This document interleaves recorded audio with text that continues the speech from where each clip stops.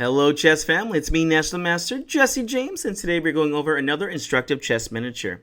Alright, in this one we're going to be seeing a nice game with Shocky versus Ivanchuk, or Uncle Chucky as he's known. And well, invest in chess is the name of this one. Well, what do I mean by that? Well, in each chess game there's a certain time where you can invest your money / material to get a very nice attack. And in this one, well, Shocky does just that. He invests his material to get a very nice attacking position and crushes his very esteemed Super Grandmaster opponent. Here we go. We start off with d4, knight f6, pawn c4, pawn to e6. Here we're getting into a Nimzo Indian kind of structure. But here, knight f3 gets played instead. As you probably know, or if you don't know, knight c3, although the regular knight c3 is the Nimzo Indian, this does not do too well with bishop b4. Black is basically just getting a very good game here. So what do people play these days? Well, knight to f3, not allowing the Nimzo Indian to be played. We're playing the anti-Nimzo Indian. So here we go, pawn to d5, knight c3, c6, bishop g5, h6, and bishop takes on f6. You can see one of the first investments he's done is actually giving up his good bishop. Why is this an investment? Because, well, even though we haven't given up material, we're going to be giving up time over here, at least for black. He gives up the bishop pair, but now black needs to take back with his queen, so he's already invested some of his money now, if you will. All right, here we go, pawn to e3. Knight d7, bishop d3, d takes on c4, bishop takes c4. Very common here. Anytime you bring your bishop out, then they take, because now you have to move the same piece twice in the opening. g6 gets played, castles, bishop g7, queen c2, castles over here for black, and you can already see white has a very nice setup, a very good pawn structure, and although black does have the bishop pair, the pawn structure, especially the light squares, is not doing good for his light square bishop. And this queen does look a little awkward here. It'll be moving in a few moves. Here, bishop b3 got played. Queen to e7, and here, knight to e4. Here you can see that white is definitely putting pressure down the c-file over here. And black definitely wants to play something like b6, bishop b7 to get the bishop on the light square diagonal. That, or they try to break with c5 or e5 to open up the position for black. And this is exactly what black wants because he has the bishop pair. Here, e5 got played. Let's go ahead and break it. Knight c3 here. You're more than welcome to break it. Let me just get my pieces in good positions. a5. And here he probably did not take because after pawn takes, e takes, this open file is just good for us here as white. All right, here we go. a5 got played. Pawn to a3. King h7. Rook f to e1. Again, very, very nice and easy setup here for white.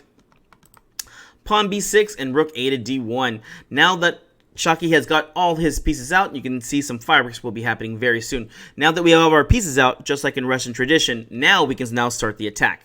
Alright, bishop b7, and what do you play here? Hopefully push pause while we try to figure this out. Now this is not a move that just is going to be winning the position right away, but it is the best way to move forward. Remember, you have all your pieces ready. It is now time to open up the position. Black is still 2 tempos behind because he hasn't got his rooks to good squares. So what do you play here? Here we go. Pawn to d5. You got to strike while the iron is hot.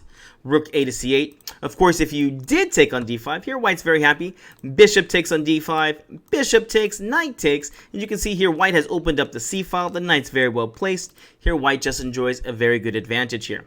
So rook a to c8 got played. Pawn to d6. Look at this beautiful passed pawn. It's definitely going to be playing a role later on in the game here too. Queen to e8. h4 over here. You can see the idea is to play h5, maybe trying to attack over here on the king. f5 gets played over here. You can see that black is definitely fighting back here. But after this move f5, you can definitely feel the strength of this light square bishop. e4 here. You don't want black to achieve e4 here. Then the bishop is just going to be opened up, and this pawn structure is really favoring. So you got to fight it. e4, f4. Here black may have ideas in the future about g5, g4. Of course, Shocky's not going to be allowing that. Knight to a4. Bishop to f6. And here, pawn g3. A very interesting move here. Bishop to d8. King g2. Rook f6. And now here we go, pawn to g4. Looks like Shocky now has his very nice pawns over here with either h5 or g5 to be played. Here we go. Bishop to a6. g5. Rook back to f8. And here we go. Let's open up this king. Pawn takes and king takes. Rook over to g1. Now that we got the open g-file, this rook looks pretty good over here. Pawn to c5. Bishop d5, not wanting to get kicked out. Here there was a very nice threat of c4 here, kicking out the bishop. So bishop d5 gets played first. b5, knight to c3, b4, knight e2. Here you can see that his pieces are slowly starting to migrate over toward the king side. Knight b6, king h2, rook h8, and now, well, it was now white to move and win. Remember, invest in chess. Here, Shaki finds a beautiful idea to invest a piece just to get a strong attack. All right, hopefully you push pause. Hopefully you tried to figure it out. What's the move here?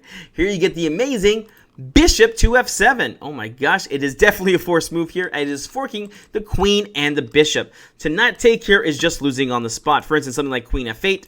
Here, rook takes g6 check. And, well, the game is just going to continue. I'll go ahead and go back to the main game as a lot of this will be coming into fruition. So bishop to f7 got played. Here we invest a piece to get a free tempo, and here, well, queen took on f7. What was the idea? Hopefully you see the follow-up.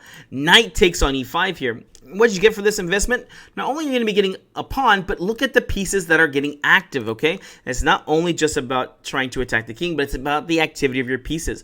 Although there may not be a quick knockout here, the pieces are just too active here, and the game ends very fast. Here we go.